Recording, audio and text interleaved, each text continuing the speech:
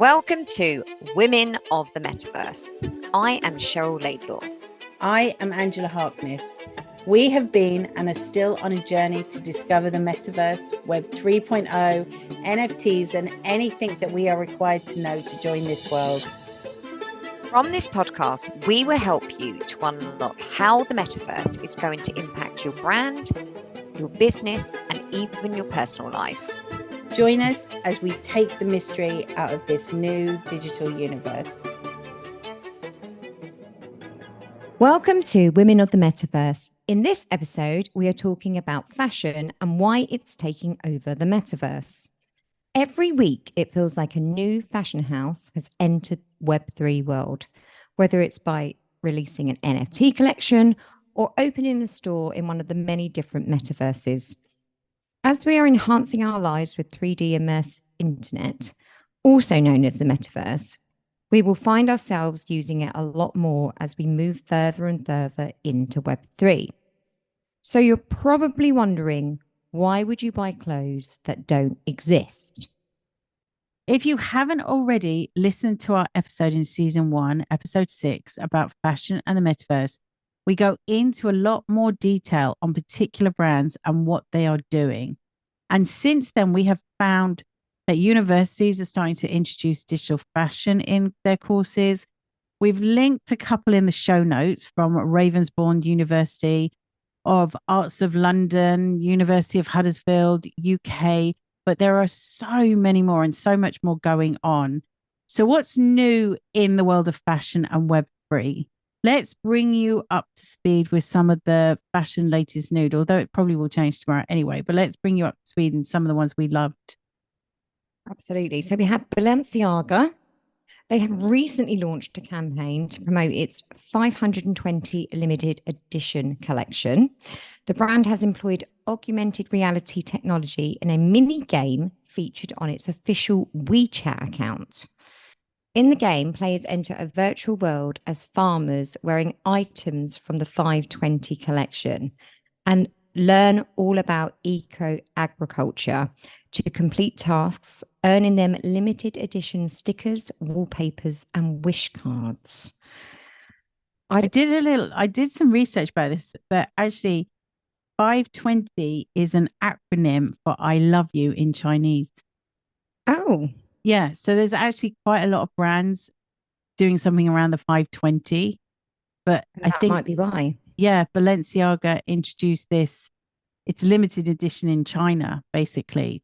It was all around Valentine's Day and to do with I love you, which is That's very cute. It is very cute. I'm sure there's a lot more to it. And again, like you say, they've got millions of pounds to spend into their, massive market. marketing. China is massive market. So yeah. So I was wondering whether the stickers, wallpapers, and wish cards, I mean, does that go in their wallets? Do we get to keep them forever? Oh, I don't know. I don't know if it's based on WeChat, what they get from that. Yeah. It's all really like so many different things, isn't there? That I think if you're into a brand, you just want to collect. Yes. Yeah, definitely. Interesting. So we also have the French car maker Renault. They're launching an NFT collection called Racing Shoe 5. This features 960 pairs of limited edition sneakers available for sale starting May 15th, which of course was last month. Again, it's good to see a different kind of, the motor world sort of coming into the it's interesting, isn't it? Because they're not the most common type of trainers or sneakers, are they? Like it's usually around other sports like basketball or football or whatever. But this is a really interesting, and they do actually look quite cool. And this is all to do with their 50th anniversary of Renault. So it's interesting to see that they have looked at the market, seen that the fashion is doing phenomenally well in Web3, and they've created trainers. They could have created cars, they could have created anything, but they've chosen footwear. Yeah, because each NFT is linked to the actual physical shoe as well. So you can buy them the actual physical shoe. So again, just this sort of, end to end old school marketing, but using Web3 as well and introducing the new school and understanding. Because I would think something like racing as well is perfect for the metaverse and VR and fashion. It just goes hand and in fashion. hand, It doesn't just it? goes hand in hand, doesn't it? It's a very aspirational sport. So Yeah.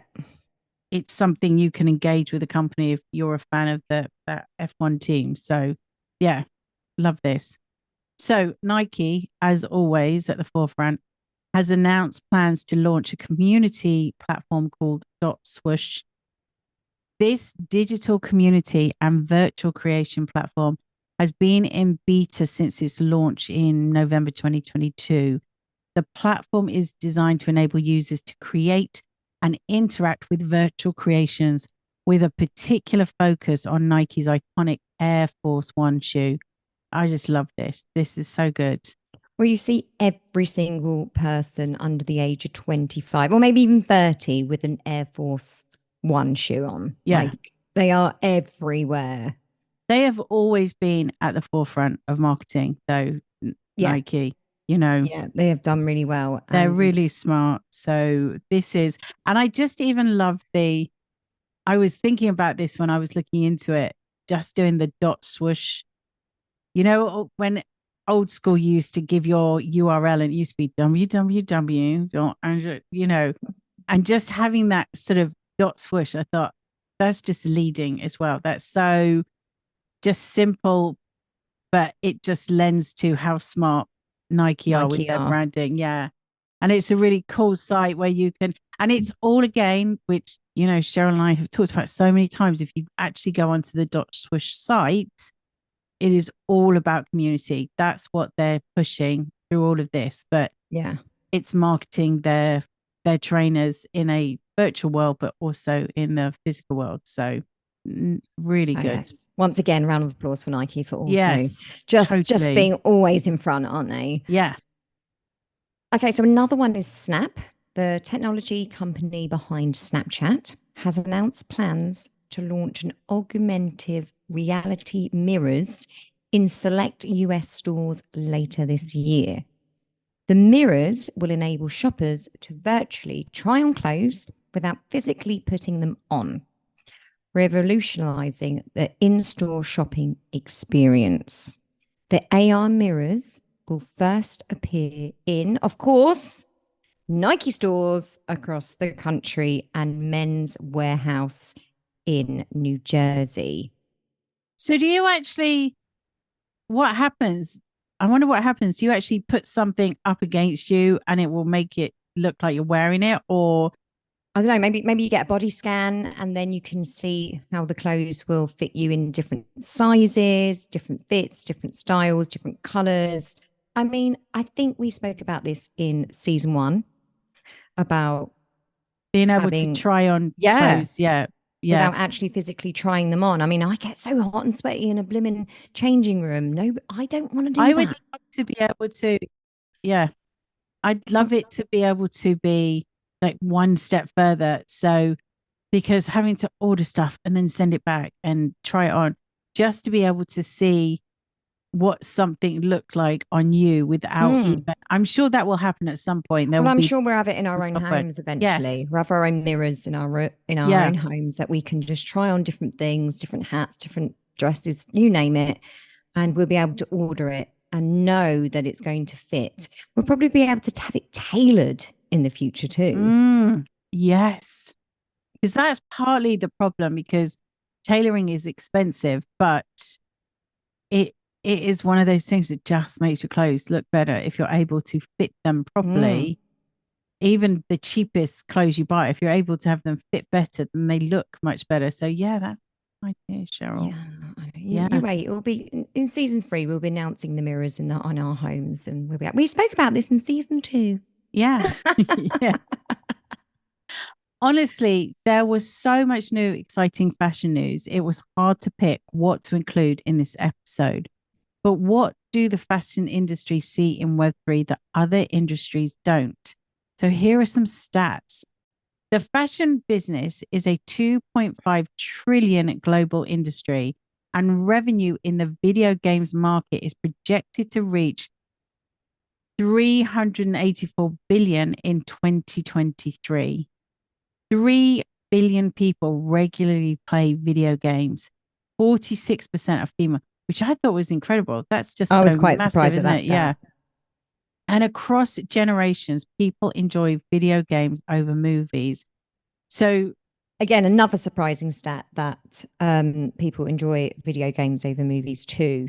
But that does make sense with the industry of the video games and how it's they're a forever so growing immersive, market. though, aren't they? Yeah, I think with virtual reality now, because it's so immersive, maybe it just gives you just so much more enjoyment than sitting watching a film, which is quite passive, isn't it? Or watching a television series. Because I really poorly am always on my phone when I'm trying to watch something on television at the same time. So I miss a lot of what's going on. I very rarely would just sit and watch something these days, which is really poor. But I know a lot of people use gaming as a meditation too.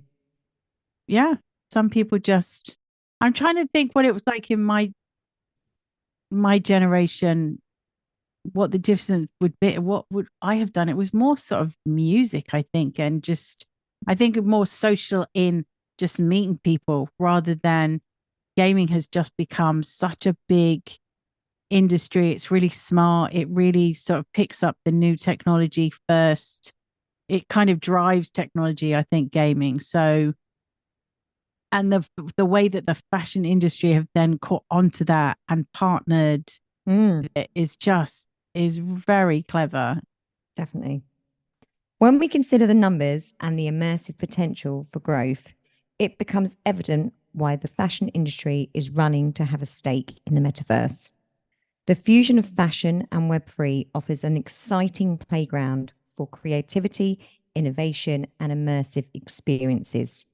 From NFT collection to virtual try-on experiences and digital fashion courses in universities, the metaverse is becoming an integral part of the fashion landscape.